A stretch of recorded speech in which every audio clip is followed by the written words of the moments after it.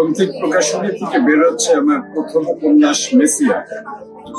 সাধারণত উপন্যাস বাংলাদেশে যেরকম হয় এই উপন্যাসটা ঠিক সেরকম না।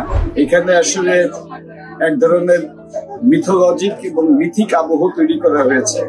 সেখানে ইতিহাস, ফ্যাক্টস এবং আমার ব্যক্তিগত ফাইন্ডিংস আছে, কিন্তু পরিবেশটা তৈরি করা হয়েছে, আবহটা তৈরি করা হয়েছে উপন্যাসের আবহে।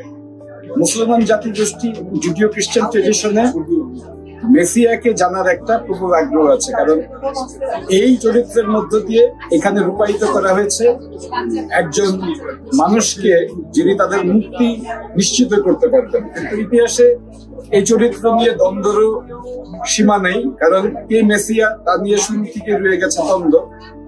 আমরা জানি যে যখন যীশু খ্রিস্ট প্যালেস্টাইনে জন্মগ্রহণ করেন জুডিয়াস সামারিয়াতে, তখন একটা বড় অংশের ইহুদি সম্প্রদায়ের লোকজন যারা ফারিসদের সাদ্দুসী এবং এসএনএস নামে পরিচিত ছিলেন, তারা যিশুকে মেসিয়া হিসেবে স্বীকার করেন নাই। তার কোনো অনেকগুলো কারণও ছিল, কারণ যিশু এক অর্থে তাদের রাজনৈতিক প্রেক্ষাপটে কোনো গুরুত্বপূর্ণ ভূমিকা পালন করেন নাই।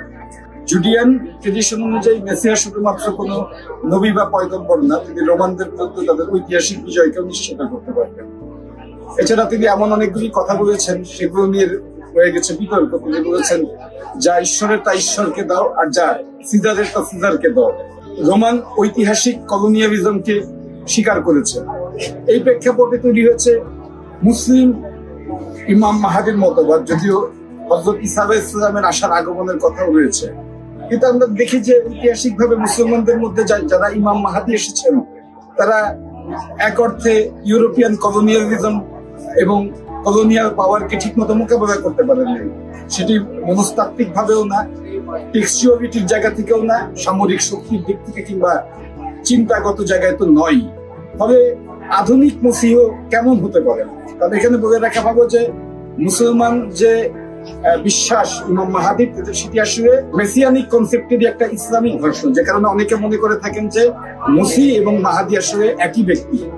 তবে এই জায়গা থেকে মেসিয়াকে রচনা করা হয়েছে, কিন্তু এরকম একজন ত্রাণকর্তার আগমনের কথা সব ধর্মেই আছে। সমস্যা হয়ে গেছে, প্রত্যেকে ব্যাখ্যা করেছেন তার চিন্তাগত জায়গা থেকে, তার সামাজিক এবং রাজনৈতিক পরিসর থেকে, তার সময়কালের প্রেক্ষাপট থেকে। কিন্তু সময় তো পরিবর্তন হয়, ঘড়ির কাঁটা তো আটকে থাকে না। ফলে এখনকার মসির স্বরূপ কি হবে এবং তিনি কি পারবেন বর্তমানের চ্যালেঞ্জকে মোকাবেলা করতে? তবে বুঝতে হবে যে মসিহকে তৈরি করতে আমাদেরকে নতুন ভাবে এই উপন্যাসের মধ্য দিয়ে সেই প্রেক্ষাপটকে রচনা করা হয়েছে। আরেকটা জিনিস মনে রাখবেন, মেসিয়া কিন্তু আমাদের মতোই মানুষ। তবে তার সামাজিক, তার পারিবারিক এবং তার অন্যান্য জীবনও আছে। তার মধ্য থেকেই মেসিয়াকে আপনার খুঁজতে হবে। অর্থাৎ আমি এখানে এমন একটা গাইডলাইন দেওয়ার চেষ্টা করেছি যে কোন সুররিয়াল মেসিয়া না, আপনার বাস্তবিক জীবন থেকেই আপনি মেসিয়াকে খুঁজে বের করুন এবং তার মধ্য দিয়েই আপনি আপনার নতুন জগৎকে গড়ার প্রয়াস নিন। এই হচ্ছে মোটামুটি মেসিয়া উপন্যাসের প্রেক্ষাপট। আপনাদের সবাইকে ধন্যবাদ।